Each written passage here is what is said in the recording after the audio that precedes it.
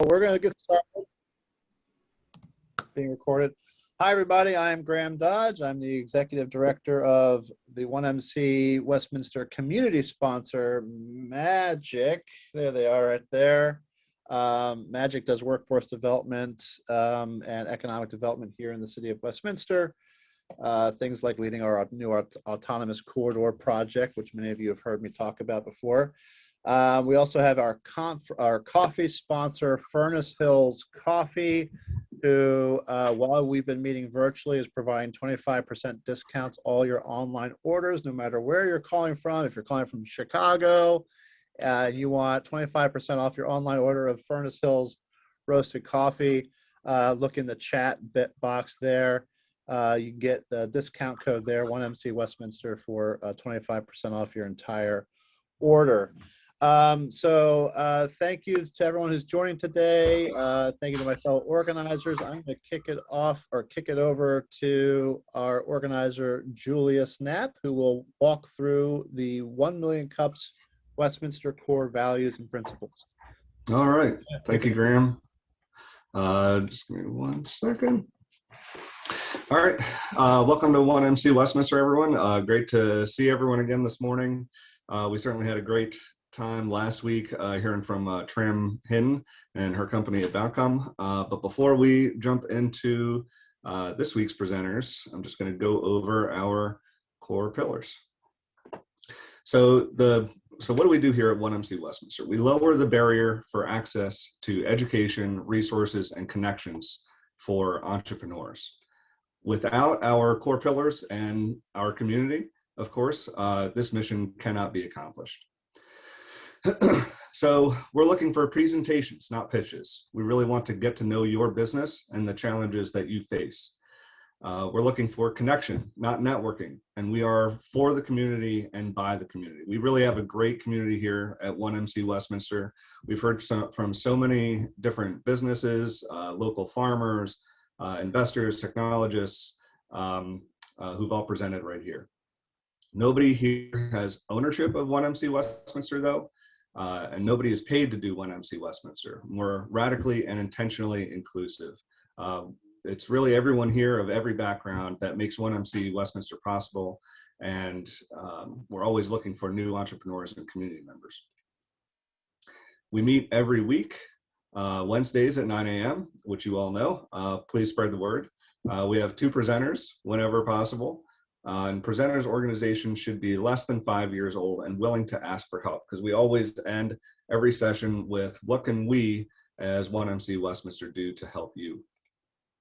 And here's our organizing team: Graham Dodge, Russ Hammett, Val Giovanni, John Wheatman, Mick Nacuso, me, Julia Snap, and our newest member, Tina Thomas. And if you're looking to become a community member, or if you want to start your own 1MC, 1MC number 137 by my last counts, elsewhere in Maryland, feel free to reach out. And that's it. Back to you, Graham. Thank you, Julius. And we'll have to resolve that black box issue on your Linux computer, because poor is covered. But you can see her there now. I just want to remind everybody that if you are a new presenter, so Pramod and Shiley, you'll be getting one of these handsome ceramic mugs for presenting, a 1 Million Cups mug. We will connect with you after the meeting to get your shipping address. And if you attend 5 or more of 1 Million Cups meetings in a row, you get this travel mug.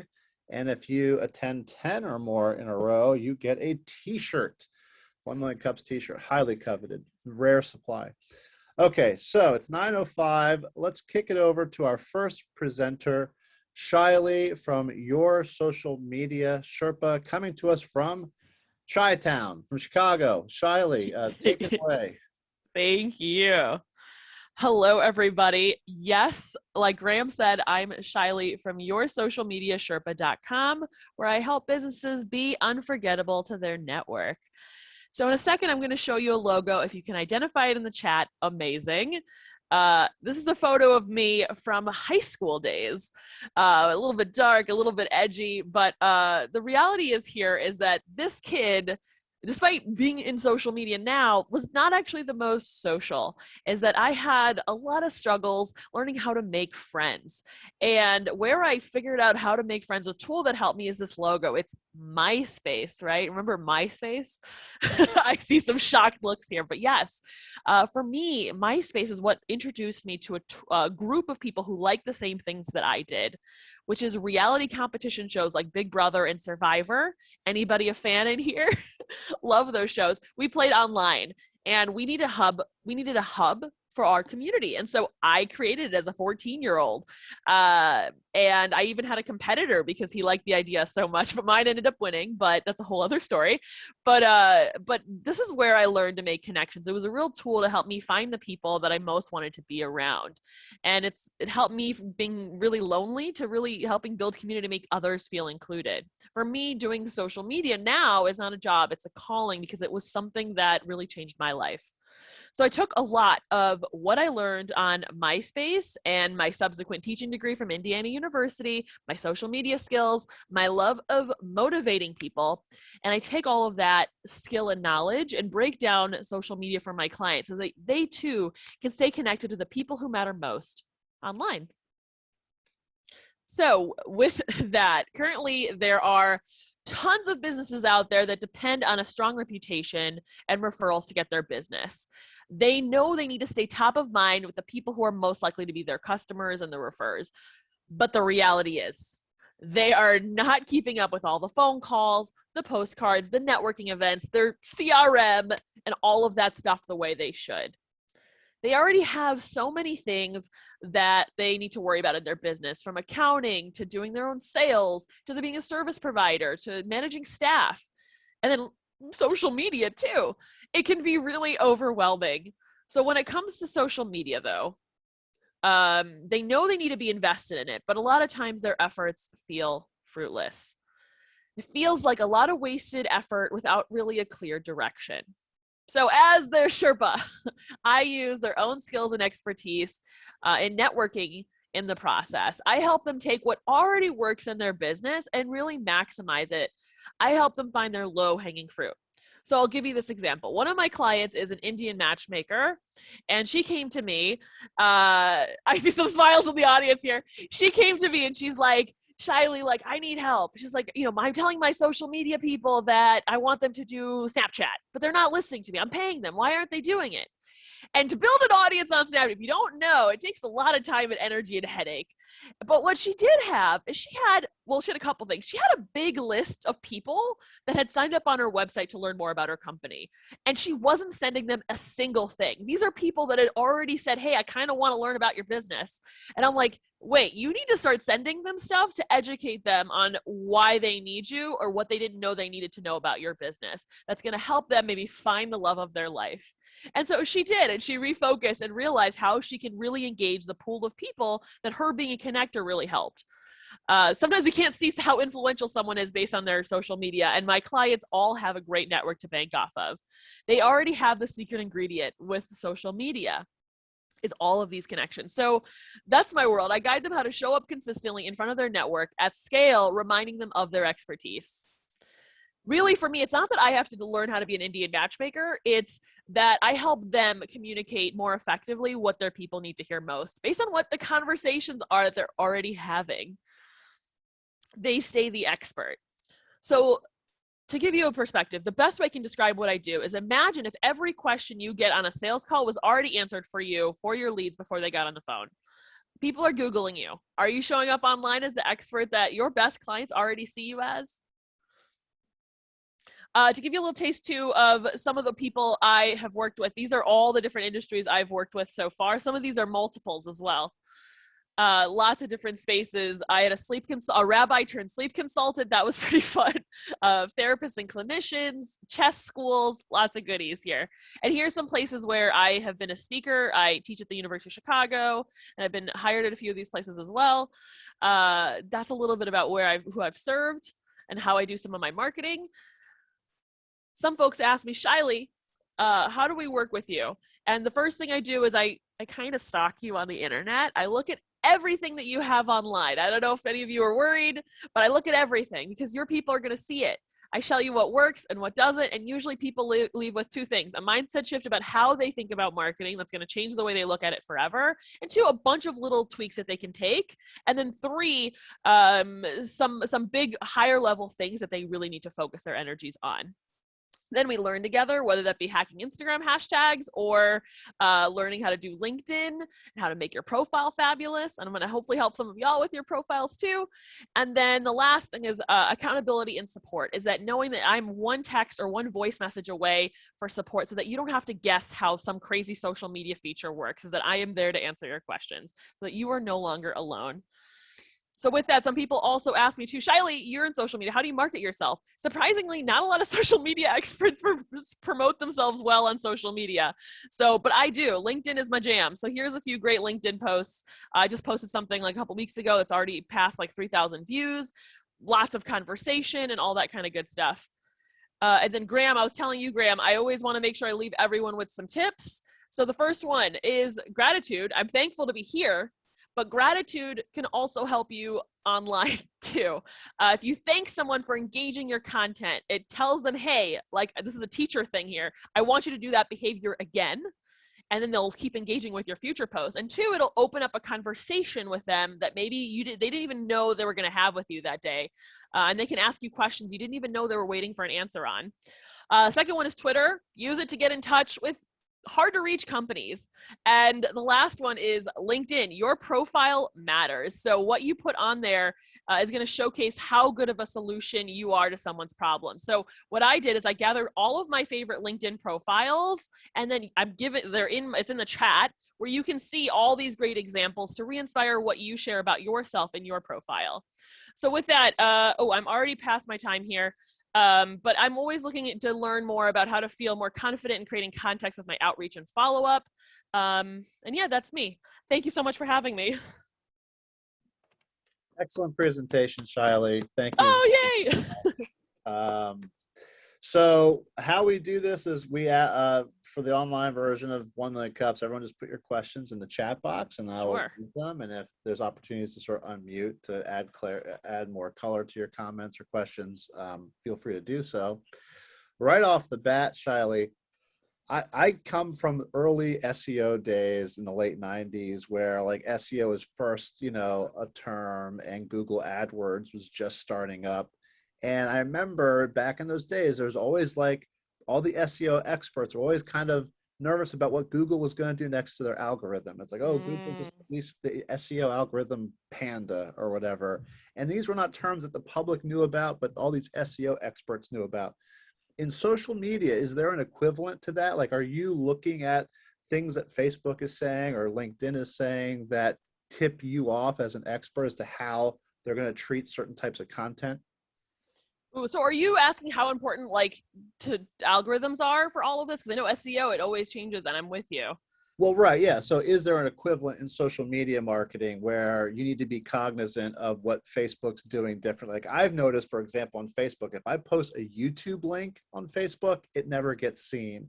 Whereas if I post a Facebook video natively, it gets seen by everybody. So obviously they favor their own platform.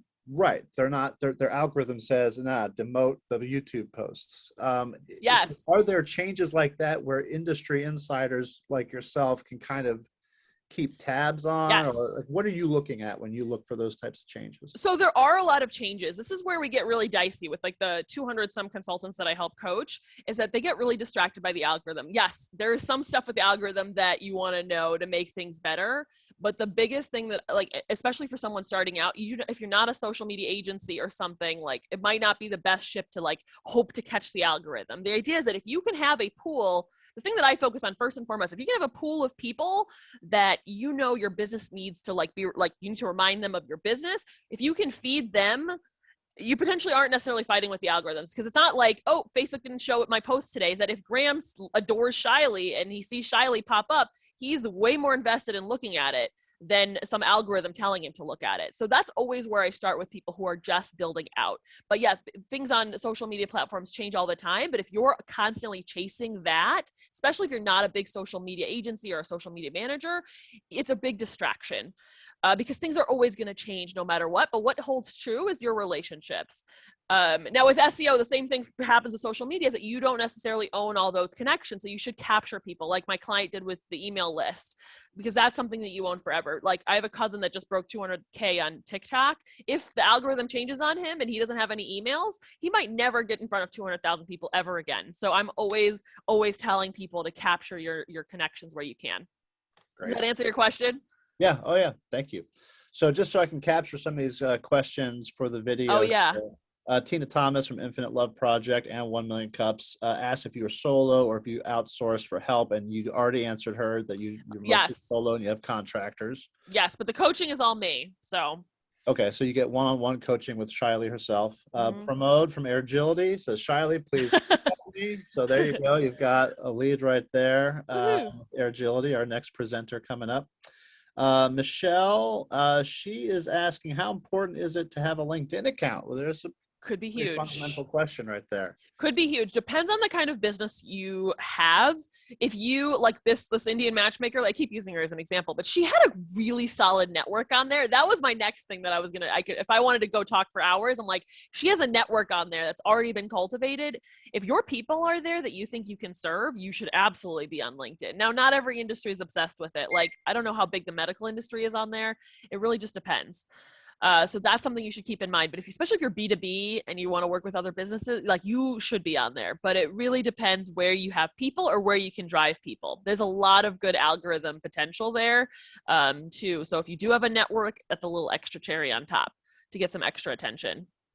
Got it. Scott Singleton from the Business Employment Resource Center here in Carroll County asked to describe your work with SHRM. So this is cool. So one of my other side passions is conflict resolution. And so I actually want to combine that with social media, because there's a lot of times misunderstandings between social media managers and business owners. They don't speak the same language. And so I did a lot of workshops and trainings around that. And so what was it, like 3 or 4 years ago, I was able to do like a sort of conflict-y, resolution-y thing with a bunch of SHRM members to help them better communicate, but also better learn, like there's like the SHRM, like, I don't know, the 10 commandments of SHRM. And I helped kind of incorporate that as part of our discussion. So that was pretty fun. Yeah, a little less social media, a little more conflict resolution, but it all kind of connects back. And then we've got a question here from Steve Lowe of 127 Creative. What is your pricing structure? And a follow-up question, is all the hype about the new iOS actually going to be an issue for Facebook? We don't know what that means, so maybe you can explain. Oh, yeah.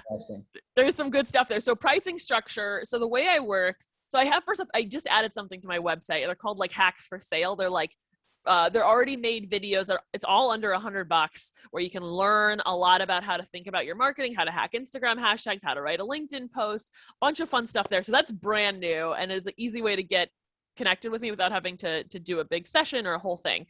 The other thing I'll tell you is the way it works is I start with a video review. People buy that, and then from there I offer them kind of the same pricing for ongoing monthly support, usually a minimum of 3 months, because that's what it takes to really get a lot of this in place. And longer, they can get all of these in place over time. The other thing I can show you is that I added a blog on my website that's actually doing really, really well. That is basically explaining the pricing in my industry. So if I go to blog, I think if I can show you this. Oh, come on, blog. It basically breaks down how much it costs to hire very different people in the field, whether that be an agency, whether that be, here, I can show you this right now. It's like, here's the kind of the price ranges for an agency. A freelancer can cost about $30 an hour. And it explains like, who is it good for? What are the trade-offs? And each one has trade-offs. And then what it can do for you. And then I also put like a range here of like, this is what you can expect from my industry in terms of pricing. This is not my pricing, but this is like, can give you an estimate, and it can kind of break it down for you. So this is something that I'm very proud that I put together. And then the second question, here's this, I'll put it in the chat. Should I go to the second question? Yeah, please do. Yeah. So, Facebook is also not giving away as much information as it used to. It took away like this big data hub that a lot of people were thriving off of. Facebook's not going to be happy. The less they can get information, the worse. I don't know. I'm not something I'm worried about with my clients and my people, but it's definitely fun to watch as the news story evolves. And what is the story that iOS is clamping down on sharing data Yes. with the? Okay, gotcha. You have to opt into, if this is the same story we're talking about here, you have to opt into letting them like, what was it? Letting them like promote to you or get like specific advertisements or something rather. You have to now opt in to something that really is a huge metric for them when it comes to selling advertisement, which is one big barrier to entry for them. They're not thrilled about. Tina wants to know what you think about Hootsuite and I guess other services like it. I don't love Hootsuite. Of the big three, I see Maud is also like not into it here. I just know that they've had so many bad customer service experiences. I love Buffer of the 3 OG, like the Buffer, the Hootsuite, the Sprout. I love them, but I also do have a Sprout social sticker up here. There's also been so many more online now that you can test out a bunch of different tools and find the one that's right for you. I just think you don't need all the, like if you need all the bells and whistles, maybe, but I'm not a fan. Yeah, I found that it was good for when you like just didn't have time and you were going to broadcast the same exact message anyway to every platform. But in most cases, each platform requires a little bit of nuance to the messaging so that it looks right, sounds right, and appeals to that platform's algorithm. So to do one post for all of them, I thought was sort of undermined your social media strategy sometimes, depending on how you have to adapt it for the platform 100%.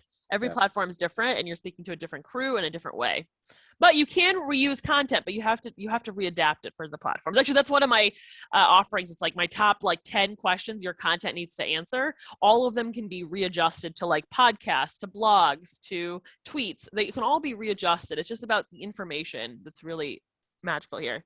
So Tina's also asking how you yourself, as your social media Sherpa, handle multiple brands. So how are you managing all these? So I'm not managing these accounts. I am guiding my clients on how to do it. So that is one less stress.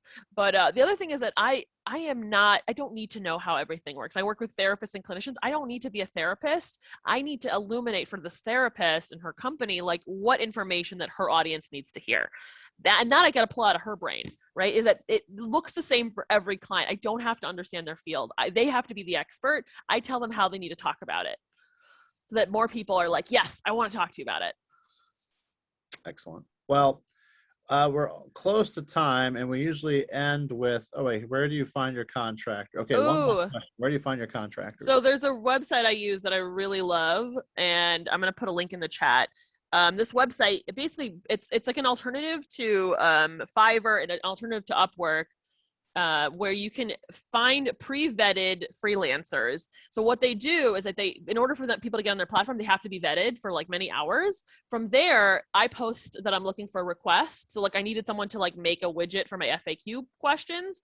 They found me like a few people, like maybe 3 people. They gave me very nice profiles, and usually at least one of them like comes up to the top, and very transparent pricing. And I'm able to hire them right on that platform. Is that I don't have to guess if they're good or not. And I also hate being overwhelmed with choices. So it breaks it down and only gives you a handful of good people, and it gets the job done very efficiently. So I put the link in the chat. It's called Free Up. It is life-changing. I'm obsessed. Excellent. No, that's a great tip for everybody. Thank you very much. Yeah, for sure. And we always end these Q&As asking you, the presenter, what can our community at 1 Million Cups do for you? So what can we do to help? I have a slide here of some good nuggets here. One thing that could be really helpful is, I didn't talk about this, but I do LinkedIn empowerment workshops, especially for groups of young women like sororities or different campus groups, to help them realize that their story and their experiences matter, and that they need to highlight that on their profiles and really in their interviews. So that's something that's really great. If you know someone is in a sorority, or you know somebody who runs one of these young women groups, like I would love to be brought onto their campus, to be hired to do one of these speeches. Those are some great introductions. Chambers of Commerce love when I do trainings. That's a really good, helpful thing.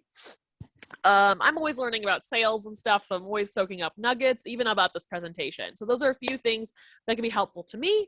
And I want to close on my favorite social media quote, that social media is about the people, not about your business. Provide for the people, and the people will provide for you. Excellent. Thank you. And Riley, and Pramod actually just wanted to he can make some intros, and if fraternities are okay. Sure. I heard they're really bad at managing their money when it comes to speakers compared to sororities. But if this one can get it together, I'm so there. If they can appreciate it, I will totally. I appreciate. Thank you. I'll make the intro. Their one is a service fraternity, so I think the service fraternity would be very interested. Yeah. Very cool. My son. Yeah. Oh, yay! That's good. Thank you. I'm looking forward to your talk. and Shiley, also Magic, and there's another organization here in town called Strong Sister, Silly Sister, that recently presented. They work exactly with the demographic you're talking about. I'm sure both organizations would be interested in having you do that same LinkedIn training for young women. Amazing. I will follow up with a full video so they can see what it's like. All right. Thank you, Shiley. We will let you go, and we will now kick it off to, well, before I have you start Pramod, let me just remind everybody about the 25% discount on furnacehillscoffee.com with the discount code 1MC Westminster. You get 25% off your entire order. Thank you again to Magic, my organization, for being our community sponsor for 1 Million Cups. All of our presenters get the handsome ceramic mugs. So Shiley and Pramod, you'll both be getting yours in the mail. And then if you attend 5 of these in a row as an attendee, you get one of the travel mugs, and 10 in a row, you get the t-shirt. All right, so let's kick it over to Pramod from Airgility, based nearby in College Park. Pramod, go ahead and share your screen. Everybody else, please go on mute while Pramod does his presentation. Before I do, I'm going to segue with the mug, and I'm going to show this to Shaylee because it's on her website. I've got this mug. Can you see that? Hang on, Shaylee. It says, I don't know if you can see that. It says, "Do what you love what you do." And yeah. I love it. Yes, that's the name of my podcast. All right. Yeah, I know. That's why I showed that to you. Yes, I love it. You're the best. Also, real quick, Graham, is it a 5-minute presentation? Is that correct? Or I have 5 to 6 minutes kind of? Okay. Yeah, 5 to 7 minutes. Okay, I'll keep it going. That's fine. I'll keep it quick, but I just wanted to make sure. I've done presentations where they say, you've got 3 minutes and we're going to stop you. So I just wanted to make sure I knew what we were doing. All right, let's just do a test here again. You see the June 9th, 2021? All looks good. You're good to go. All looks good. All right, very good. Hello, everybody. My name, I'm going to time myself here too, is Pramod Raheja. I'm the co-founder and CEO of a company called Airgility. We're based here in College Park, Maryland. We build intelligent, what we like to call intelligent robotic solutions. So we build robots and drones, especially, mostly aerial robots, and we put brains into them. So we're, unique in the aspect that we're doing both the hardware and the software. And I'll tell you the story of how that happened. It sort of happened by accident, but we started out as a platform provider wanting to build drones, which I'm about to show you. And we turned into more of an AI and autonomous systems company, which I'll get into as well here. And so in general, in the industry, we always see a problem of, and this continues to this day, which is that there's this problem that if you have a robot, can they actually go and get the job done, given that there's all these competing things that are happening on board, power consumption, algorithms, the weight could be an issue. So how do they operate standalone in an environment and actually stay there, especially given that most of the time they're operating on electric battery, which is also the case with us. So we've come up with our own solution of this proprietary methods that we use to combine our sensors and algorithms so that prioritization happens. And what I mean by that is everybody talks about artificial intelligence. Artificial intelligence is essentially machine learning. It's actually just like our brains, the computer is looking at data sets and saying, oh, I am recognizing something, and now I'm going to learn from that and continue to recognize things in the future. So that can happen real time. That's what we do. And so you don't need that machine learning all the time. Once the brain of the robot figures out that, oh, I see that that's a gun as an example. Okay, I know that's a gun now. I don't need to keep thinking about it so hard. I got to now take action, just like we as a human might need to take action. So we call that real time or edge processing. We do that autonomously, and we allow the algorithms to prioritize. And that's where the secret sauce is how do they prioritize? And then when they prioritize and they get to the point where they don't need to use the machine learning anymore, they can now go into a lower level algorithm and use less power consumption. So you can stay in the air longer, in our case, where we're working on drones. This is not a pitch, of course, but the opportunity for drones is huge. This is just a slide that shows that. It's actually, the numbers have changed quite a bit. It's probably bigger now. And so we're in the early innings of that. So we build these, what we call VTOL hybrid, or vertical takeoff and landing hybrid vehicles, which take the best attributes of different types of air vehicles and combine them into one, which allows us to have those characteristics you see on the left there, the exoskeleton. We can put an internal payload. It's a very flight efficient because each aircraft that we build has a lifting body component to it, which means it's just more efficient by the way it's shaped. And it's also modular, so we can adjust it for different types of missions, and it's field serviceable, which, believe it or not, is a problem in the industry where, hey, I need to fix this. It crashed, and I can't do it with a commercial off-the-shelf drone because they're not built that way. And then these designs are also scalable, so we can make them bigger or smaller based on a client's needs. We have really 3 different platforms. I'm really going to focus on the one on the far right, but I'll touch on the other 2. And really, that one on the far right is the one we're going to market with. So we do, and everything we do is all about aerial intelligence. Really, the drone is just a platform. So at the end of the day, you're looking for what's the data that comes out of it, what's the insight. And so in our case, these are the big ticket items. I have better situational awareness in the area that I'm flying in, so I can give my client that ability. We build autonomous drones so that anybody on this call, I could train you to fly this drone in 10 seconds or less. You don't need to be an expert pilot, which was always what the case has been in the past. And we can also go where no person can go. These are designed for dirty missions is what we do. Dirty, dark, dangerous type missions. A couple of years ago, we partnered with the S&T, Science and Technology Department of Homeland Security on a smart cities program. So we've been working on smart cities programs ever since. I'm not going to go into all the details due to lack of time here, but you can do it in the Q&A. And we designed this platform that's very maneuverable, very agile to go into confined spaces and be able to do search and rescue, public safety type of missions, which I can get into as well. And then we layered in on top of this drone, what we call AI powered autonomy. It's easy to operate, as I mentioned. We can do all kinds of AI type things in terms of object, facial detection, recognition, anomaly detection if you're inspecting chimneys and things like that, and then be able to go anywhere. So GPS denied is a big deal, very hard to do. We use a blending of sensors and algorithms and computer vision to do that. And you'd be surprised where there are many environments where there's no GPS, cities around their bridges, things like that, even that you may lose a GPS signal. And this is just a sampling of some of the AI components that we put on the drone to be able to do things, and I can get into those in the Q&A. We've been around the country with DHS and FEMA doing sort of complex contested environments, we call them, where we're flying around in these environments that have low visibility, dust, things like that could cause problems. And so we've been fortunate to have that opportunity over the last couple of years. One that I will note is the largest urban search and rescue exercise ever held on US soil about 2 years ago, when we were just kind of getting this technology up and going, where we were just in the developmental stage at that time. Now we're at the product stage. And this slide just shows exactly what we do. It's just, building these, smart drones. This picture shows Lynn, she's holding our logo, and the drone is following her around because the drone is trained to follow that logo. And once it got within a few feet, she was a little bit nervous, but it landed because that's what it was trained to do. So that's just a demo that shows you what we're capable of. We could do a lot more than that, but that's just a very simple demo. And then, we started out our company where we were building big drones. We pivoted to these small drones, and I'll tell you why in the Q&A. So we have other things on the roadmap. We've partnered with the University of Maryland on a mine-sweeping counter-ordnance drone. Our mission in life is to improve and save lives, so we really gravitate to any missions that sort of do that, and this mission does that. And so we're the platform provider. We've partnered with the geophysical department there, and we're working on some interesting stuff there. Our computer vision allows us to do things, really interesting things, like also provide counter drone, where, again, I'll get into that in the Q&A, where we're defending against maybe rogue drones or bad guys.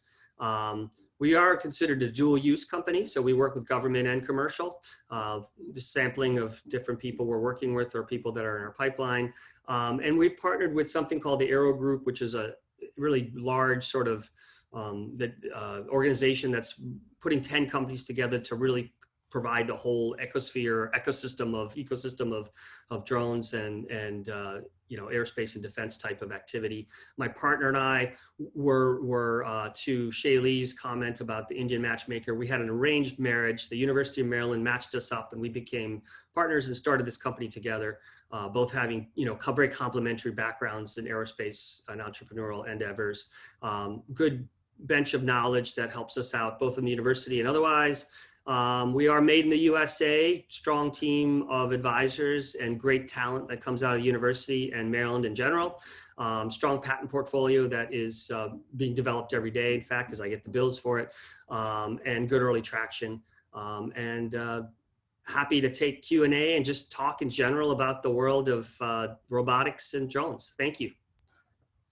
Excellent job, Pramod. Thank you very much. And thank you for coming out to our Autonomous Corridor ribbon cutting event a few weeks ago. It was great having you there and seeing your demonstration firsthand with the drone in that building, that old dusty garage. You said, you go where it's dirty, dark, and dangerous. And unfortunately, the Stocksdale property is both dirty, dark, or all three dirty, dark. So Absolutely. I remember speaking with your co-founder of Andro, and he was saying how it would be great to bring the drones back and do more testing in that facility for those reasons, and maybe do some nighttime testing. So whatever we can do to make that happen for you guys, we have the keys to that building. Anytime you want to come back and test in that building, that'd be great. Thank you. So please put your questions and comments in the chat for Pramod. I just wanted to say right off the bat, I love that your mission is to improve and save lives, because I think many people are very nervous about this technology and what it's going to do. And we see in the headlines just recently, there was some headline about a weaponized drone that just randomly went off and decided to hurt somebody without it being programmed to do that. I don't know how much of that's true, but that was a recent headline in mainstream media. But so, having your eye on that overall messaging and that mission, I should say, I think is great. It's great that you guys have set that as your guiding star, so to speak, because I think, it could so easily, if your objective or mission was to train the most intelligent drones or whatever, and it's not about improving and saving lives, then something would get lost eventually. So yeah, sure. How important is that to you, though? I mean, I say that as somebody who's sort of a armchair technologist that reads the headlines, but what inspired you to create that mission?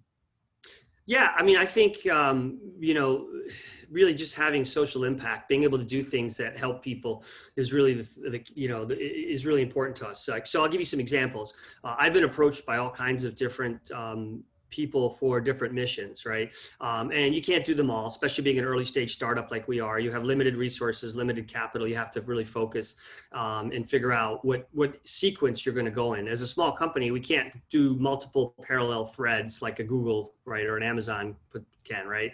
We'll get there eventually, but right now it's really like, okay, what are we doing in sequence? And if there's some overlap, that's great. So I'll give you an example. There was a guy here that lives locally. He lives between Columbia and here in Washington, D.C. He went to, I think, American University. And then he grew up here, but he moved back to Columbia because he wanted to support his country. And what he does is he imports coffee or exports coffee from Colombia to the U.S. From these small farmers that are out in the middle of nowhere that otherwise wouldn't have the ability to distribute.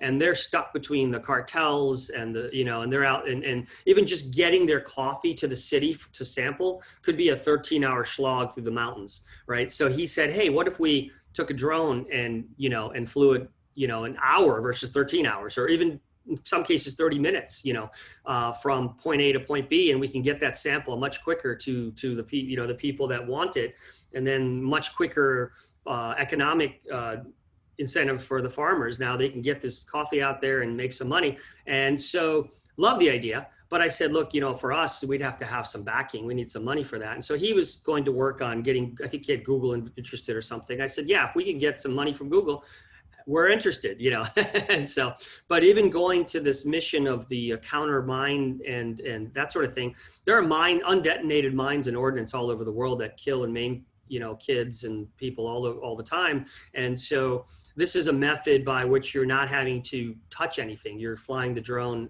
over an area and using sort of other methods to detect what you're trying to detect. And if you lose a drone, that's okay versus a person, right? So that's another sort of mission that we're really interested in. And then the counter drone, you mentioned sort of the rogue drone. Yeah, that's a problem. What you saw on the news is happening all the time. You're just not seeing it all in the news, right? And it's some things make it to the news, some things don't. And yeah, so we've developed a kinetic solution, that can it's both detection and kinetic, but mostly kinetic, where it's using computer vision to, if you have a bad drone and you're done asking questions and it's doing something you don't want it to do, we could launch our drone and it could take it out, basically. But so this is not something that's designed, domestically right now. It's designed more for, forward operating bases and things like that, in other parts of the world, because U.S. law prohibits launching a drone for that means right now. Right. Yeah. I know I had a cousin in the family whose neighbor was harassing them with drones and they weren't allowed to shoot it down. That's right. That's right. Anything. Okay. We have Scott Singleton from Business Employment Resource Center asks if you are hiring, and if so, there are students enrolled at Carroll Community College in their drone program. So if you didn't know that already, there is a drone certificate and degree program, pilot program at Carroll Community College, and we can connect you with those resources, and he puts the link. Yeah, I think at the autonomous corridor demo, we had some conversations with Carroll County, so that we'd love to kind of establish that relationship. We are looking to, we're always sort of, I'll say, hiring, and it just depends on the talent and what exactly we're looking for. As far as a drone pilot program, that would be an appropriate fit right now, because we're about to launch our product and we want to get our product really out there on the road. And it doesn't require a lot of training, but it would be absolutely nice to have somebody that understands that world versus just somebody that doesn't, right? And because aviation safety is a piece of it also. No matter how easy or hard the drone is to fly, there's always a safety management system that has to be put in place. And so somebody that has been educated through a drone program, they're going to understand, what a safety management system is, and they're going to understand, checklists and that sort of thing. That's really important when you're out, with customers or anywhere really, for that matter. So let's talk about building your business from the perspective of fundraising. Rick Leimbach from Startup Portal asks, could you speak about your crowdfunding raise and why you went in that direction? Sure. So, there's different schools of thought on fundraising, obviously. For us, we started out with this focus on non-dilutive, where we said, hey, you know what, we don't exactly know what we're doing. And let's go ahead and sort of figure out our footing. So we were able to get grants and notes from TEDCO. We are a TEDCO portfolio company. We were able to work with MIPS, if you're familiar with that, which is the Maryland Industrial Partnership Program. We've gotten 4 of those now. And so we started out on this non-dilutive path. There's pros and cons to that. One of the pros is that, you keep most of your company. The con is that you stay small and you don't really grow very fast. But that was okay in the early days. Now we're at a point where we want to grow, we need to scale, and we need to grow. And so 2 things are happening. One, last year when COVID hit, we were really kind of focused on this angel round sort of raise, where we're going to go and get in front of angels and put together $1 million seed round, right? When COVID hit, everybody sort of said, oh, geez, we're not going to meet, first of all, which is hard, right? We're going to do Zoom, and that's fine. But again, at that time, you really wanted to get in front of people. And then on top of that, you wanted to really, even the current people that were investing, sort of VCs and those sort of types, they were taking care of their portfolio companies. They were worried about their portfolio companies. So they were a little more hesitant to go out and take risks. And then if you look at the East Coast in general, the mid-Atlantic investment types are very, very conservative, as opposed to, say, Silicon Valley or Austin or Boston, where you have more people willing to take early stage risks. So I had really two choices. I had a choice of, figuring out how to get money or shut down the company. It was going to be one of the two. Right. And, I looked, and regulation crowdfunding, which is what we did, was not new to me. It wasn't something that I just said, oh, let me just go do this. I had been looking at it for 2 years already, doing homework on it. So it was already sitting in my back pocket when I decided to do it. So when I decided to pull the trigger, it was really an exercise no longer in what is this? I need to get educated. I was already educated. It was an exercise in which platform do I want to use? There's a number of platforms out there now. They're like essentially intermediaries between the SEC and you, because this is all regulated by the SEC. So since it is a public raise, you have to follow guidelines. So it wasn't like we could just turn on the spigot. It was probably 3 months before, from the time I signed the agreement with Start Engine, which is ultimately who we went with, from the time I signed that agreement to the time we actually went live was, let's see, March, April, May. Yeah, it was 3 months. So it takes a lot. It takes a while to set up the marketing. It takes a while to go through the SEC process. And we went that direction because 2 reasons. One, we are really, you use the word inclusive here on 1 millionth cups. And we are inclusive as part of our culture, as part of our core values in terms of our company.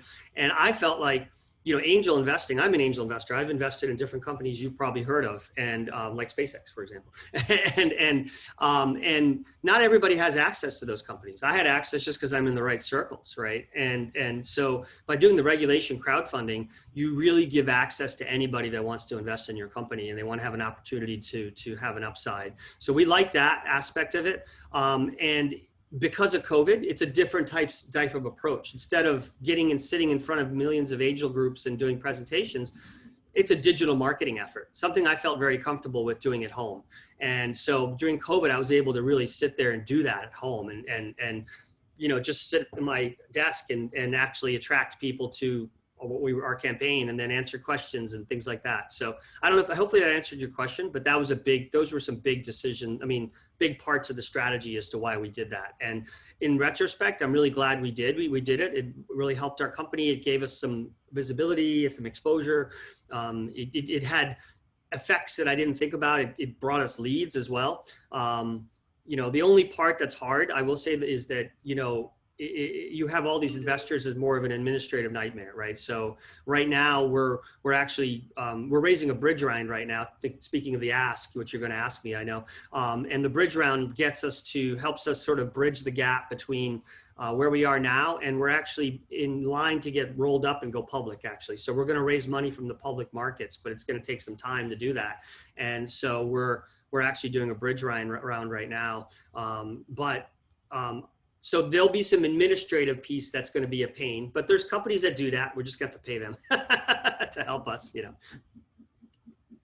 Well, and that's of course what Rick does, and what Startup Portal does is they help companies with regulation crowdfunding. Okay, Rick. Yeah, we'll have to talk. That sounds good. Thank you. Thanks for the education. I think it helps people understand the back end of crowdfunding, which is relatively new, and really the experience you've had. So I really appreciate the time you took there.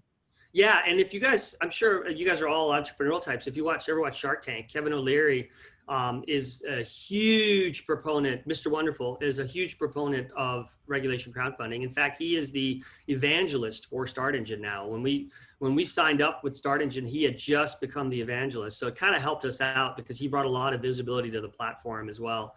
And so the reason he likes it is because he's also a disruptor. Whether you like him or not, he's kind of a disruptor. And he says that regulation crowdfunding is disrupting the VC markets, which it is big time. VCs kind of had this little bubble to themselves, and now they're being disrupted. And so guys like me who sort of I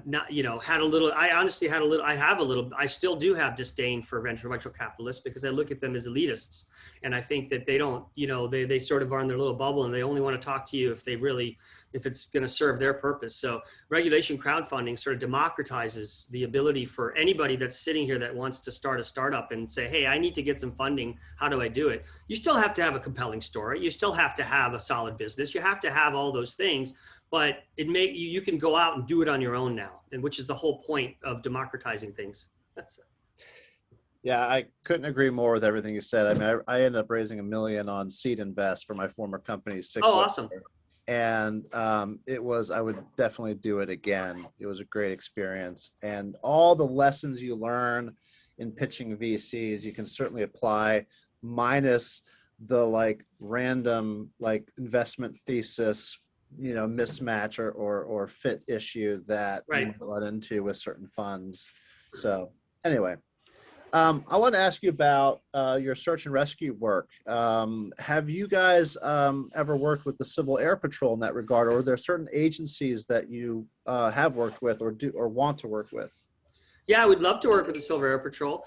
We haven't approached that angle yet, although it's been sort of there in the back of our mind of, hey, that would be great. Our work so far with search and rescue has mostly been on the R&D, developmental side, because we're developing the product. Now we're at the product stage. We're starting to go out there in a more commercial way.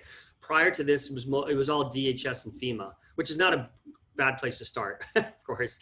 And so that's where it's been, and it's been in mostly mock training type environments.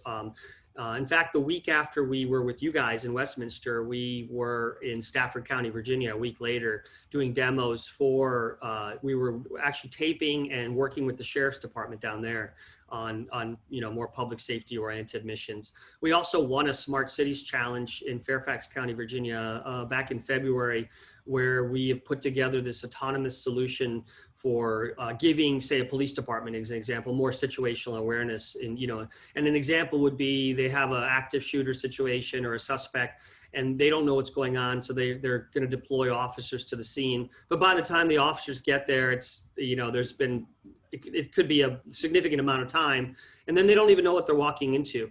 Where if you send in something that has like an aerial asset that can give them some SA ahead of time, situational awareness, then they can decide how to approach the situation, and really approach it in a good way, and know if somebody has a gun versus a cell phone, or versus a knife or something like that.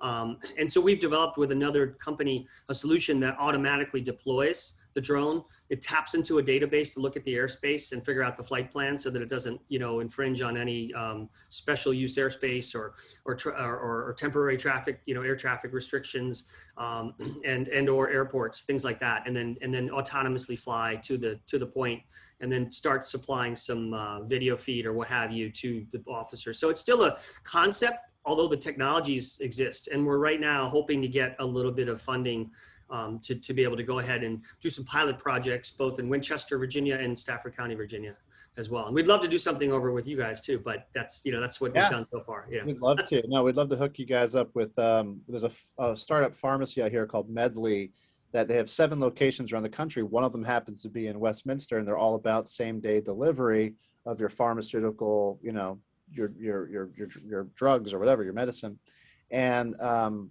we want to try replicate what Google Wing did with Walgreens in Blacksburg and do that out here as well. So maybe it's instead of Walgreens and Google, it's Medley and Airgility. So we'll see. Sure. So I actually, before I ask you the final question, what can we do for you? In the news, there's a lot about, we've talked about the news today, a lot about UFOs and, all the disclosure that's going on right now with UFOs. And there's this, people saying, oh, it's drone technology. What do you think, as being a drone technology expert, do you think it's possible what they are seeing and reporting could be related to some other country's drone technology? Well, so ever since I was a little kid, I was really fascinated by UFOs. This will date myself, and some of you have never heard of this, but there used to be this show called In Search Of with Leonard Nimoy. And I used to love that show. And it was in search of Bigfoot or in search of this or that or Loch Ness Monster. And I used to love that show. But UFOs was the one that fascinated me most. So yeah, I have been tracking that. I watched the 60-minute segment that was on a few weeks ago. So 2 things. One, it's very possible some of those sightings were drones, but some of the stuff I saw on the tapes from the fighter jets, just, I don't know, because those things moved at such a fast speed and they were so maneuverable that I don't know that they were drones, in at least, earthly drones, we'll call them. They might've been drones from another world. I don't know, but the way that those things moved was really unexplainable, and why they still are unexplainable, Wow. So yeah, I think that some things that we see potentially are drones or balloons or whatever, you know, and we get mistaken, you know, we see things that maybe that we're mistaken for something that's known. But I think in some of those videos that I saw the military had, yeah, that's just crazy, unexplainable. Well, and I have a cousin who used to work for Google's Loon project where they had the internet balloons up in the atmosphere. Yeah. And every time one would crash, he would say it would correlate with news reports of UFOs in that country. So, yeah, no, it certainly could be in some cases. But no, it's very compelling to kind of hear you from your perspective, understanding how these things are being recorded, at least, and moving, that, you know, maybe there's more to it than just, you know, someone else's drone tech. But all right. Okay, Steve Lowe asks, how much does it cost to have a zillion drones make designs like they did at Biden's inauguration? That's a good question. I'm not really sure. Those drones are small little drones. They're, you know, obviously there's a lot of, there's AI going on there with to have them fly in unison and make the designs and all that. It's pretty impressive stuff. So I would say, Steve, I don't know the exact answer to that, but I can tell you it's not cheap, you know, because not that many companies do that. I think Intel is really, you know, does that very well. They've sort of mastered that, and there's others that do it as well. But it's not super cheap. The drones themselves probably are not very expensive, but the overall solution probably is not really that cheap. Software that coordinates all that. All right, well, Pramod, we're at the end, and we just want to ask you, what can our 1 Million Cups Westminster community do to help you with Airgility? Thank you for asking. Yeah, as I mentioned, we're potentially going public with in a roll up, which is very exciting. It's, you know, we're probably at the 2-yard line of that, so it's not a pie in the sky type of concept. It's actually, you know, right at the finish line almost. But to get to the finish line, you know, we're a small company, and we've been sort of, you know, like any small company, you go through these valleys, and we're in that valley where it's either, you know, go down this path and it's going to go great, or do something different. And, you know, like I said, we're at the 2-yard line, so we're definitely going to go down the path. It's very attractive to us. It's very synergistic. But before we can get some financing from that group, there's going to be maybe a few months. And so we're raising a $500,000 bridge round. Why this would be attractive is that whoever invests would probably 3 or 4x their money, because it would convert. It's a convertible note, so it would convert into the higher valuation of, you know, the actual going public, right? So you know, and I can share all those details. So we're looking for angels or super angel types that would want to park their money for a few months, and, you know, and with the belief that this thing is going to happen. And for some reason, if it doesn't happen, that they feel comfortable that, hey, this company is a solid company, and if that doesn't happen, something else will. And I'm here, and I'm a good investor and partner to help them, you know, to do whatever I can, as opposed to it's absolutely a sure thing, because in life, nothing's a sure thing. But I will say that this looks very good. So looking for angel and super angel types, or even angel groups that would find this interesting, you know, from a perspective of technology play, that, you know, and we can provide them all the data and information that would show what we're doing, you know, so. And you can provide all the necessary SEC disclosures as well to go along with that solicitation. Yeah. And so we're at the final stage of that right now. So what we're doing right now is we're waiting on a letter of intent from an investment sponsor, SPAC sponsor. Okay. And then when that happens, then what happens is it does kick off sort of the filing of I think it's called the S1, you know, the S1 and all those things that have to happen. And so, yeah, that would then happen, and all the disclosures and all those things that happen as well at that point. Excellent. Well, thank you, Pramod. Thank you for presenting Airgility. Great job. Thank you to Shiley from your social media Sherpa from presenting today as well. Thumbs up. I'm going to kick it over to Tina Thomas to send us out. Tina, take it away. Yes, thanks again, everyone. We are going to be off the next 2 weeks. Normally, our presentations are every Wednesday at 9 a.m., but we're taking a 2-week hiatus to re-gear, because we're going hybrid.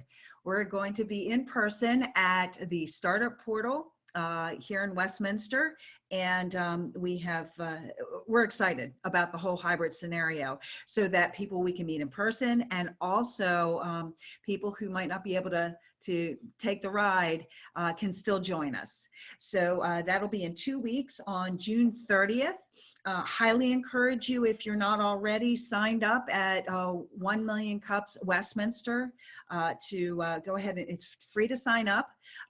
Join make Westminster your community on 1 Million Cups, and then click follow, so that you'll get all of the emails to keep you up to speed on who's going to be presenting at our new hybrid meeting. So thank you so much, everybody, for joining us. We look forward to seeing you in the future again, hopefully in person, and have an awesome week. Bye, everybody. Thank you. Bye. Thank you.